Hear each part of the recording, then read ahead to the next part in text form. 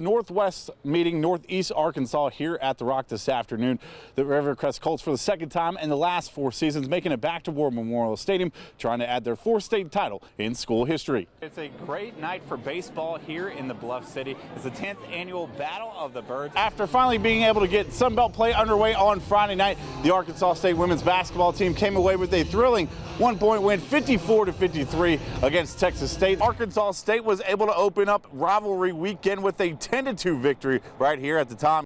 900 wins, a feat in any sport that is worth recognition. Riverside boys basketball coach Buster Campbell recorded that milestone earlier this week. A whole lot of people contributed to this. It wasn't just Coach Campbell. I mean, I've had some great players, had a pretty decent assistant coach, you know, and our great fans and great family support. So everybody's been involved in it. Roaming the sidelines for now over 4 decades, Campbell never dreamed of reaching this amount of victories. This is my year 45, so, you know, no.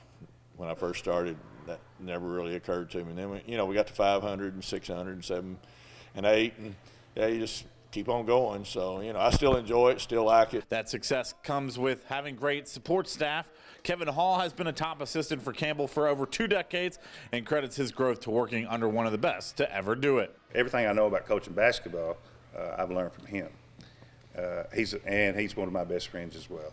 When we go places, everybody knows Coach Campbell. He's been around so long. We've made a lot of friends over the years. We've got a lot of great coaches that's been in this conference or no longer in this conference. We've got a lot of good programs in this conference here, and to accomplish the number of wins that he's got playing in this area with all these great basketball coaches and programs, it's quite an accomplishment. Less than 10 coaches in the state and just over 30 nationally have reached the same mark, but perhaps what makes Campbell's the most special is that it's all come at one place. It never mattered to me how many A's were in front of the school, AA, AAA, 6, 7A, it's all basketball. And I've just enjoyed it. The folks have been good to me here, and I'm not one to stray off, I guess. And as for if he'll stick around to reach number 1,000? Well, we need to have a pretty good run here. It took a while to get from 800 to 900, so if it takes that long, no, I probably won't be around. And that's not really, the wins are great, but it's all the other stuff that goes in it. I'm not just shooting for a number, so, if I get close, and I still coaching and get close, that might be something. But right now, I'm just happy to get number 900. Reporting in Lake City, Matthew Schwartz, Region 8 Sports. The stretch by Zuber in his 3rd appearance in AA. It's a homecoming for pitcher Tyler Zuber, the Whitehall native returning to Central Arkansas for the first time as a professional. Grew up 30 minutes from here, so now I'm, now playing here as a professional, and now these people that haven't seen me play in 7 years now can finally come see me play again, so it feels like another home game for me. The 3rd-year pro is climbing the ranks of the Kansas City Royals organization and has felt a good sense of progression over the last couple of seasons. Like realizing, as you get older and as you go up in the ladder, the hitters have a better approach, they have a more mature approach, so you have to mature as a pitcher. You have to be more mindful with how you're pitching and how you're going about your things. It's more of a professional standpoint. Like the higher up you go, you're treated more like closer to a big leaguer.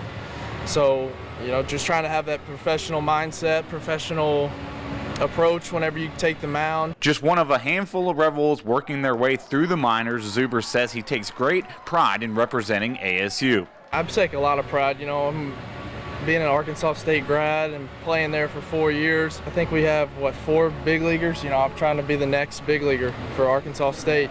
They gave me the opportunity in 2013 to play ball for them, and so, I'm going to cherish it. And like every player down on the farm, the ultimate goal is the same, to get the call to the show.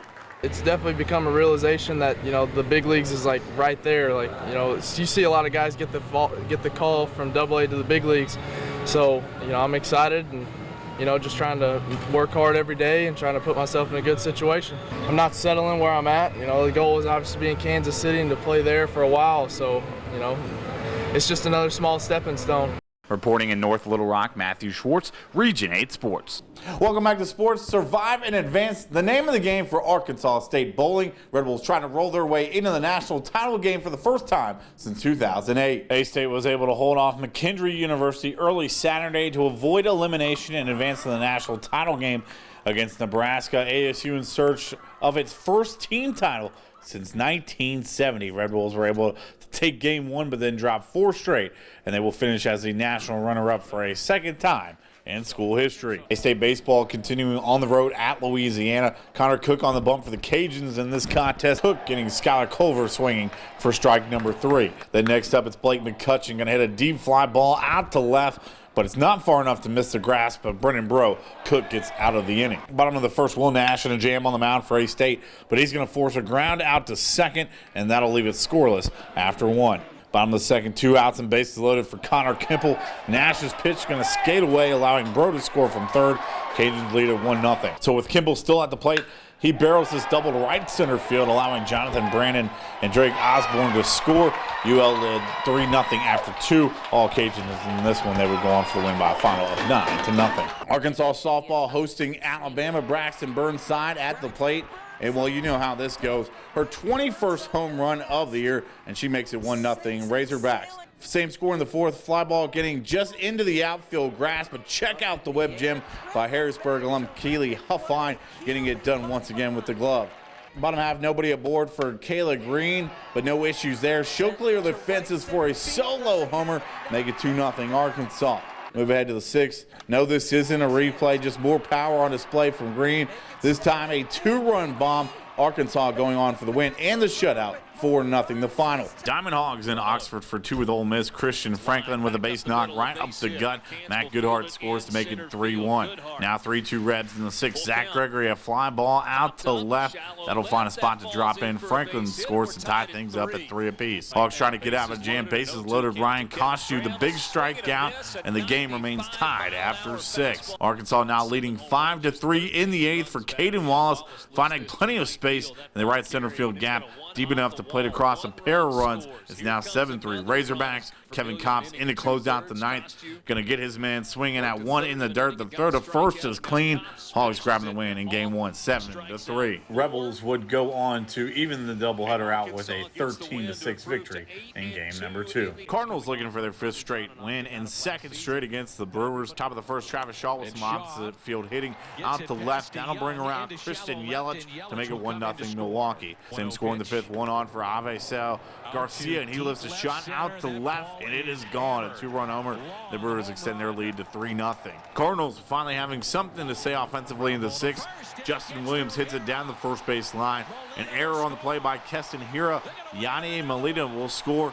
And then here comes Austin Dean flying around. He'll slide in safely, beating the throw. It's a 3-2 ball game. Top of the 7th, Brewers already with 2 runs in the frame. We'll add 3 more to that. Hira to center field, and it's in the bleachers for a 3-run blast. Make it 8-2 Milwaukee. Brew Crew going on for the win by a final of 9-5. That's it for sports. Stay with us. We'll be right back.